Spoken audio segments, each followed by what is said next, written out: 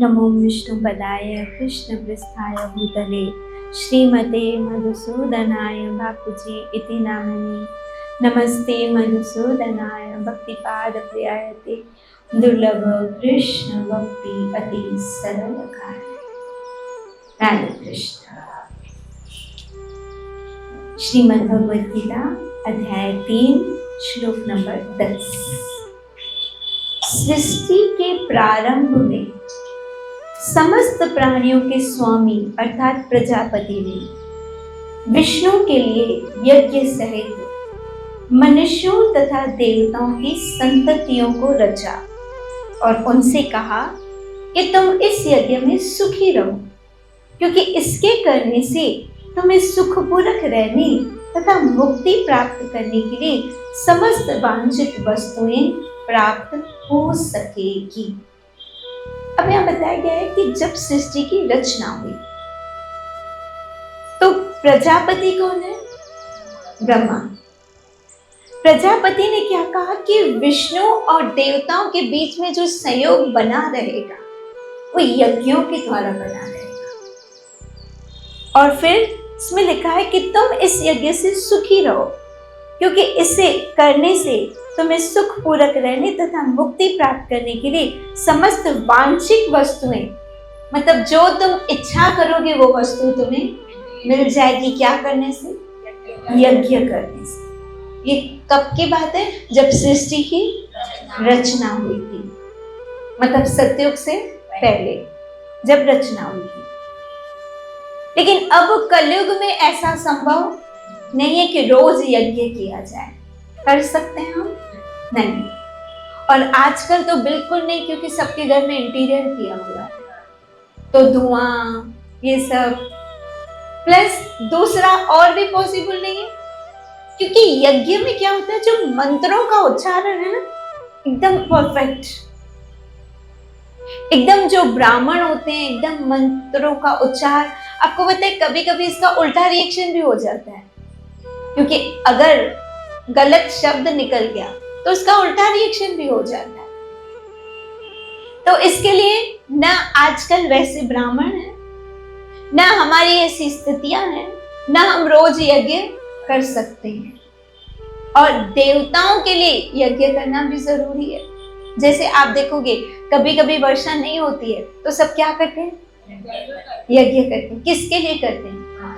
वर्षा के लिए, अर्थात इंद्र देवता के लिए। क्यों? क्योंकि ये डिपार्टमेंट किसका है?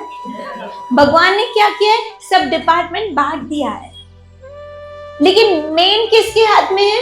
भगवान के हाथ में। उन्होंने ये डिपार्टमेंट सारे बांट दिए हैं। तो अब क्या करना है? अब यज्ञ तो हम नहीं कर सकते, ना हमारे पास उतना पैसा है कि रोज जितने ब्राह्मण उनको दक्षिणा दो, क्योंकि दक्षिणा नहीं देंगे तो भी यज्ञ सफल नहीं होगा। उनको भोजन प्रसाद खिलाओ, रोज सगे संबंधियों को बुलाओ, ये भी पॉसिबल नहीं है। और यहाँ तक कि घर में रोज हवन करो, ये भी पॉसिबल नहीं है। मंत्र और वो ब्राह्मण भी एकदम परफेक्ट मिले, ये भी पॉसिबल नहीं है। इसके लिए सबसे इजी कलयुग में क्या है? जप यज्ञ। हरे कृष्ण कृष्ण कृष्ण हरे हरे, हरे राम राम राम।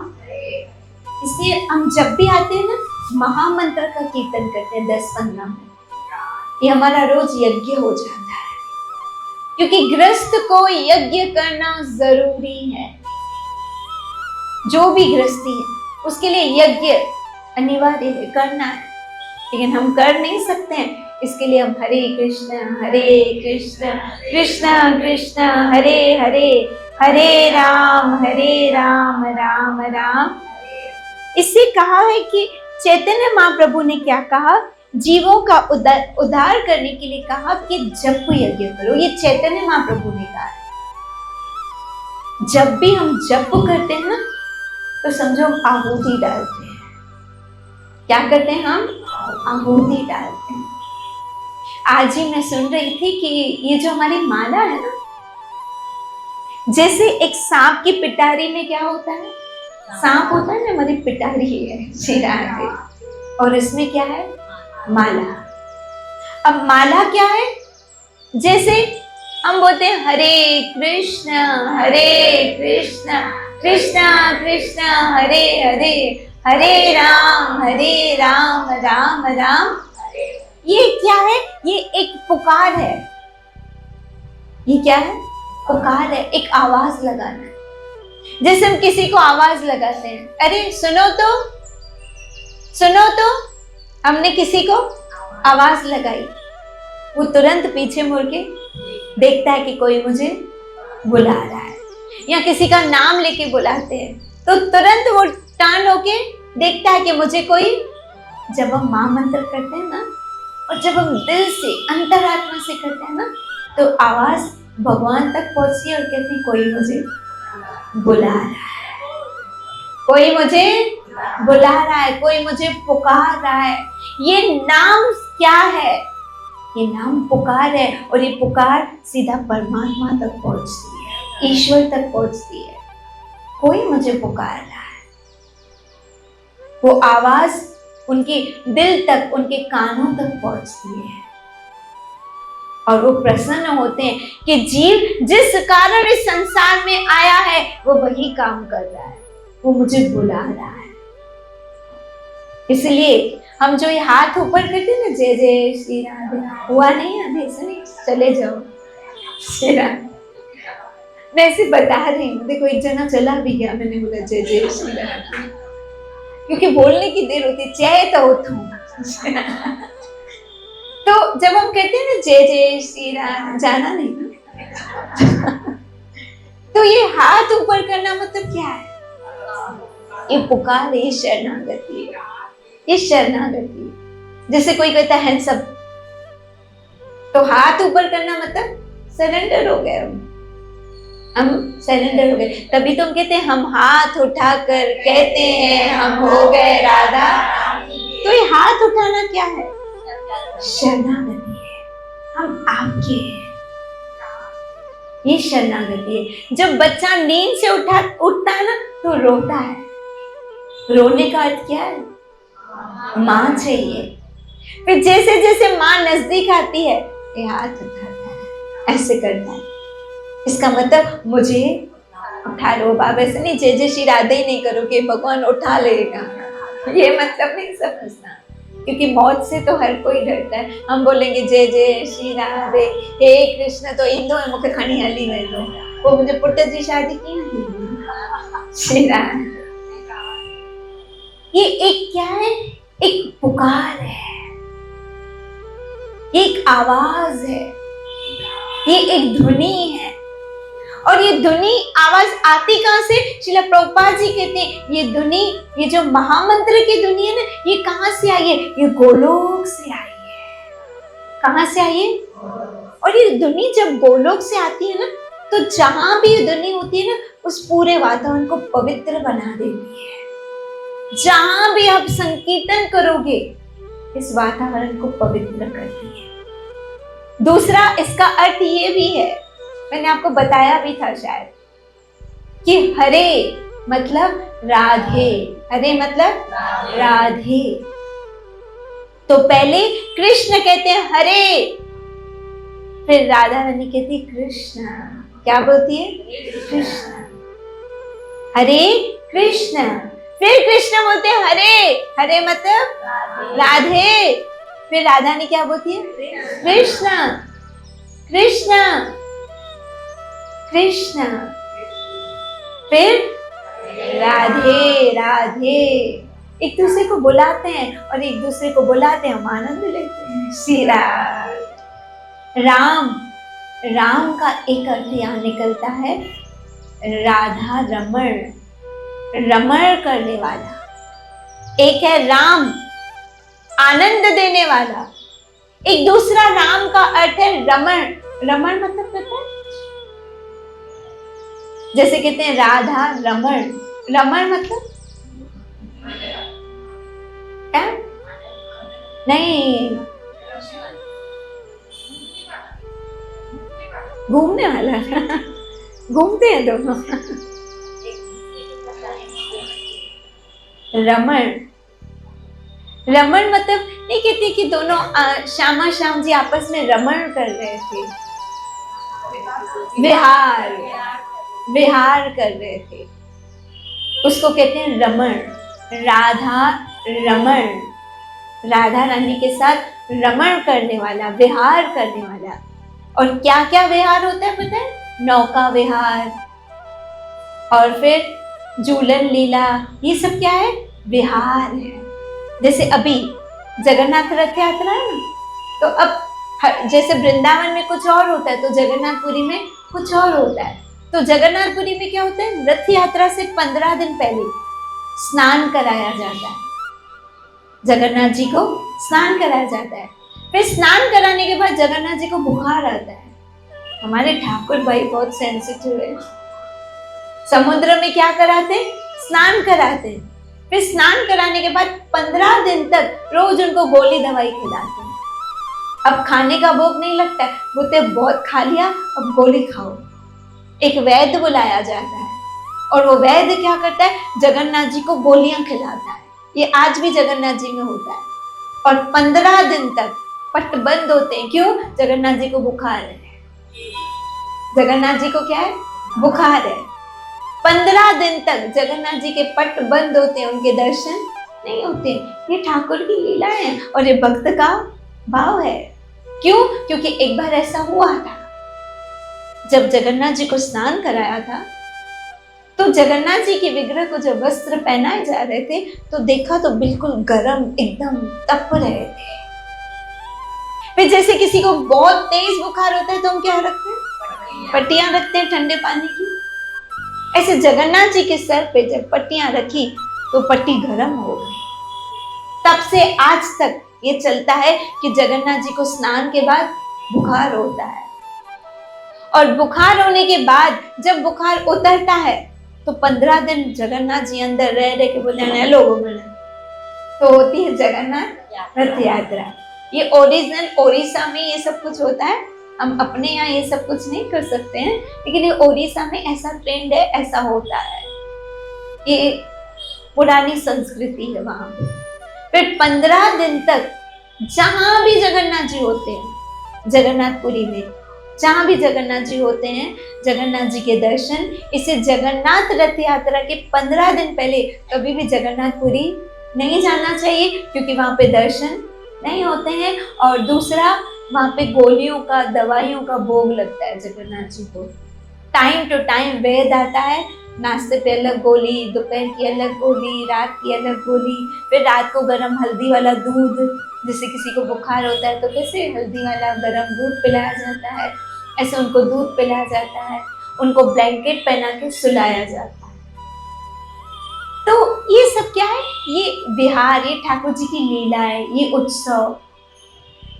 क्योंकि जहां जहां ठाकुर जी हैं वहां उनके भक्त हैं, और उनके भक्त, जैसे मैं कल ही बोल रही थी, कियरी जाया तो किया पर छाया, दस को दाम, कुछ ना कुछ करते रहते हैं। और हमारे यहाँ के भक्त भी श्याम सुंदर के साथ कुछ ना कुछ।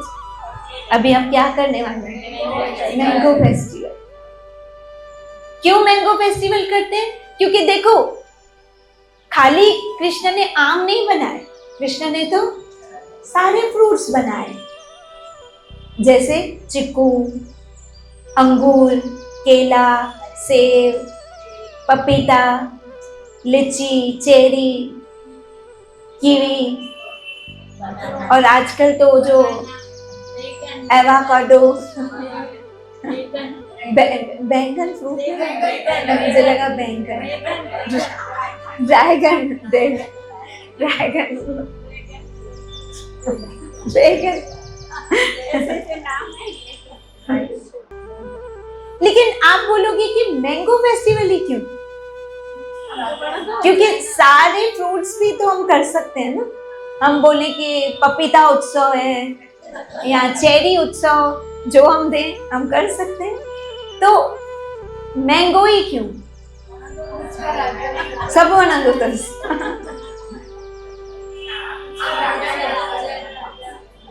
तो कृष्ण तो सबका राजा है। आम तो फ्रूट्स का राजा है, लेकिन कृष्ण तो सबका राजा है। देखो, कृष्ण गीता में कहते हैं मनुष्यों में मैं कौन हूँ? राजा हूँ। मनुष्यों में मैं कौन हूँ? राजा हूँ। तो राजा को क्या चाहिए? राजा चाहिए। राजा को तो राजा ही देंगे, कब उससे कम तो नहीं। राजा की दोस्ती राजा से उससे कम तो नहीं होगी। इसके लिए हम क्या रखते हैं? मैंगो फेस्टिवल रखते हैं, क्योंकि ये सब फ्रूट्स का राजा है। और हमारा कृष्ण मनुष्यों में सबसे बड़ा राजधिराज, द्वारकाधीश। कृष्ण कौन है? द्वारकाधीश, राजधिराज, मतलब राजाओं का भी राजा है, राजाओं का भी राजा। इसके लिए कृष्ण को उत्सव बड़े अच्छे लगते हैं, बड़े अच्छे लगते हैं, बहुत एक्साइटेड रहते हैं। अब मंडे के लिए एक्साइटेड रहते हैं, सोमवार कन्हे सब अम्ब खणीदा, और वो सारे ठाकुर जी को भोग लगते हैं। क्यों? क्योंकि ठाकुर जी आंखों से भोग लगाते हैं। उन्होंने देख लिया मतलब भोग लग गया। ठाकुर जी कभी भी खाते हैं तो कैसे खाते हैं? आंखों से खाते हैं।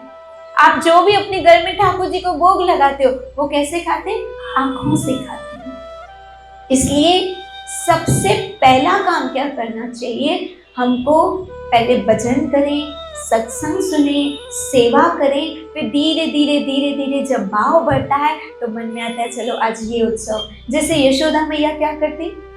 कृष्ण कुछ भी करते, यशोदा मैया उत्सव मनाती। आज कृष्ण घुटनों पर चलना सीखे, चलो सब ब्रजवासियों को बुलाओ, पार्टी करो। हम पार्टी बोलते हैं, वो उत्सव बोलते हैं। हम अपनी भाषा में क्या बोलते हैं? पार्टी करते हैं। और यशोदा मैया कहती थी आज कृष्ण ने करवट बदली है, चलो उत्सव मनाओ। आज कृष्ण के एक दांत आया है, चलो उत्सव मनाओ। आज कृष्ण ने पहली बार घर में माखन के मटके में हाथ डाला, उत्सव मनाओ।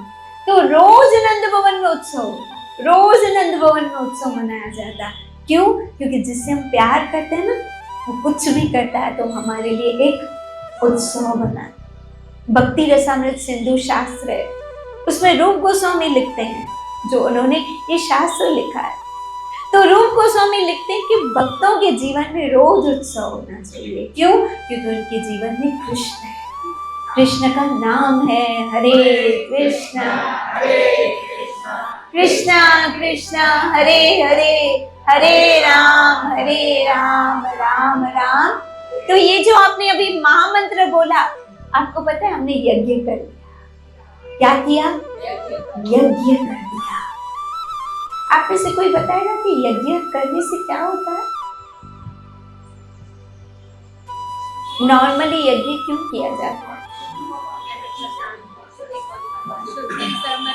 हाँ, शुद्धि, समृद्धि, घर की शांति।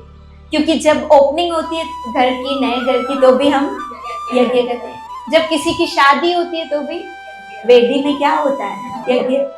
जब किसी का जनोई संस्कार होता है तो भी यज्ञ करते हैं। तो ये हमेशा एक शुभ कार्य है यज्ञ करना। और उस वक्त वो जो धुआं होता है, वो जो सुगंध होती है, वो कितनी अच्छी पूरे वातावरण को कितना शुद्ध पवित्र बना देती है। एक शुभ है, ऐसे याद रखो। जब हमारे जीवन में ये महामंत्र आया ना, मतलब समझो शुभ ही शुभ, आशीर्वाद सब शुभ होगा। क्यों? क्योंकि ये भी एक क्या है? यज्ञ। और कौन सा यज्ञ है? जप यज्ञ। और कृष्ण ने आगे भगवद गीता के 7वें या 10वें अध्याय में कृष्ण ने ये भी कहा है कि यज्ञों में मैं जप यज्ञ हूं। मतलब जितने भी यज्ञ करो, जितने भी बड़े से बड़े यज्ञ, जैसे वाजपेयी यज्ञ, और कौन सा यज्ञ होता है? अश्वमेध यज्ञ और राजसू यज्ञ जो पांडवों ने किया था। तो जितने भी यज्ञ हैं उनमें से सबसे श्रेष्ठ यज्ञ कौन सा है? जप यज्ञ। और ये जप यज्ञ कितना आसान है, कहीं भी बैठ के करो। न किसी ब्राह्मण की जरूरत है, न किसी मंत्रों के उच्चारण की जरूरत है, न अग्नि जलानी है, न सामग्री इकट्ठी करनी है। बस माला लेके बैठ गए और बोला हरे कृष्णा कृष्णा कृष्णा हरे हरे, हरे राम राम राम। तो ब्रह्मा जी ने भी कहा कि विष्णु की प्रसन्नता के लिए क्या करो? यज्ञ करो।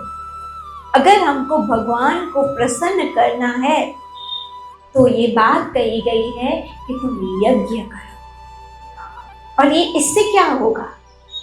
सुनो, आज ही बापूजी ने बताया सेवा, सिमरन और सत्संग, इन तीनों से होता क्या है। हम रोज क्यों चर्चा करते कि तीन चीजें होनी चाहिए। जप, ये यज्ञ, ये जप, ये क्या करता है? सबसे पहले जो हमारे अंदर मैल है, जो कचरा है, जो अहंकार है, जो द्वेष है, ईर्ष्या है, उसको साफ कर देता है। मतलब जस्ट लाइक झाड़ू का काम करता है। जैसे झाड़ू लगाते हैं तो घर की मिट्टी, घर साफ होता है, मिट्टी निकलती है। जैसे जैसे आप ये जप करोगे आपका मन शुद्ध साफ होता जाएगा। अब जैसे हमने अपने घर में झाड़ू लगाया, सफाई हो गई, फिर उसको हम क्या करते हैं?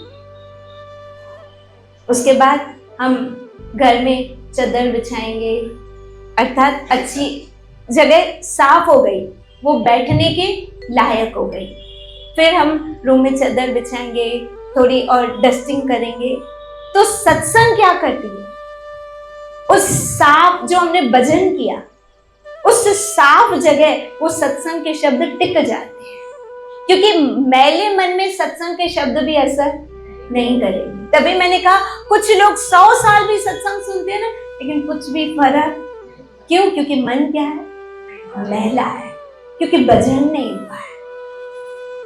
धीरे धीरे सत्संग सुनते सुनते सुनते सुनते सद्भावना आने लगती है। क्यों? क्योंकि अब वो शब्द टिक रहे हैं। पहले शब्द टिकते नहीं थे, अब एक एक शब्द, क्योंकि आपने भजन किया है। तभी मैं आपको कहती हूँ जब आप सत्संग आओ ना तो भजन करते करते आओ। क्यों? हृदय साफ होगा ना, सत्संग के शब्द असर करेंगे। फिर सेवा, सेवा क्या करती है? उसको मेंटेन रखती है। जो आपने कचरे को साफ रखा, जैसे झाड़ू पोछा किया, हम क्या करते हैं? विंडोज, दरवाजे बंद कर देते हैं ताकि फिर से मिट्टी ना आए। तो सेवा क्या करती है? जैसे जैसे सेवा करते हैं ना, अहंकार टूटता है। जब भी लगे कि अहंकार चरम सीमा पे पहुंच गया है, खैर अपना एहसास तो होता नहीं है, कोई और करवाए तो ठीक है। जब अहंकार आए, छोटी से छोटी सेवाएं करो, छोटे से छोटी, ताकि वो हमारा अहंकार। लेकिन कलयुग में सबसे बड़ी मुसीबत ये है, सेवा करने वाले को ज्यादा अहंकार हो रहा है। ये मैं देख रही हूँ। जो जितनी ज्यादा सेवा कर रहा है ना, उसको ज्यादा ये माई करनी आया। इस सप्ताह हली वे नैन माई कुर्सियों खड़ा, माई पालक खड़ा, माई ग्वारी, ये मैं आ गया ना। मैं फिर कहती हूँ, जब मैं सेवा में आया ना, मैं ही करता हूँ, मैं ही करता हूँ। जब मैं आ गया ना, आपकी सेवा पानी में चली गई। मैं मिटा देता है सब कुछ। सेवादारी मतलब विनम्र। मैंने कुछ नहीं किया, ये मेरे हरि की कृपा है जो मुझे ये मौका मिला है, ये उसकी कृपा है। मैं नहीं आना चाहिए। सब तो चले हली वेन उठा टेबल मां खना, झाड़ू मां लगाया, ये मां। अरे भाग्यशाली समझो कि तुमको ये सेवा, सारे वैष्णव हैं, उनके चरणों की रज है इस झाड़ू में। ये सौभाग्य मिला है। क्यों? क्योंकि सेवा का सौभाग्य सबको नहीं मिलता है। एक्चुअल में सेवादारी मतलब विनम्र। मैं तो देखती हूँ सेवादारी सबसे ज्यादा एग्रेसिव, वो रोटी से ज्यादा तवा गरम होता है।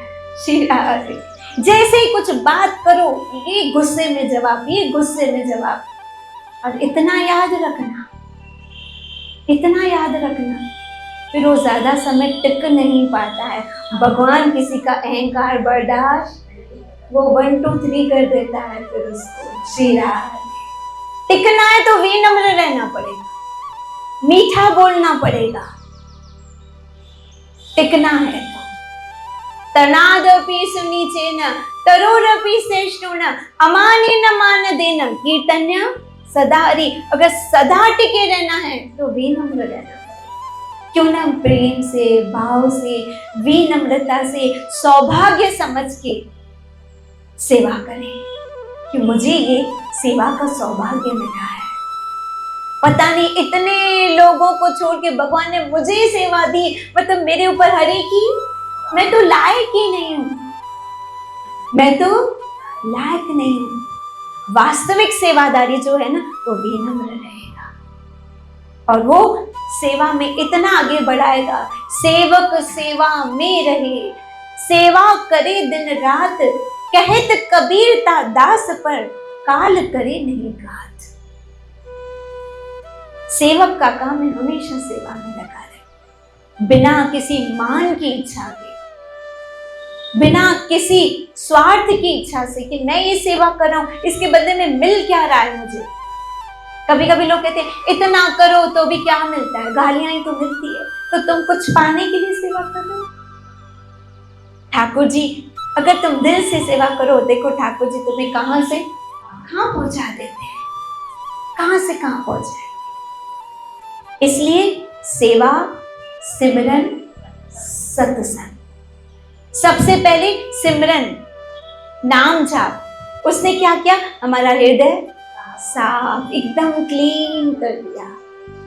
फिर जब घर साफ होता है ना, फिर हम फ्लावर पॉट रखते हैं, चीज रखते हैं, सब चीज बना के रखते हैं, चादर न्यू एकदम अच्छी चादर बिछाते हैं। ये क्या है, सत्संग। अर्थात अच्छी अच्छी जगहों को हमने क्या, चीजों को क्या दिया, स्थान दे दिया।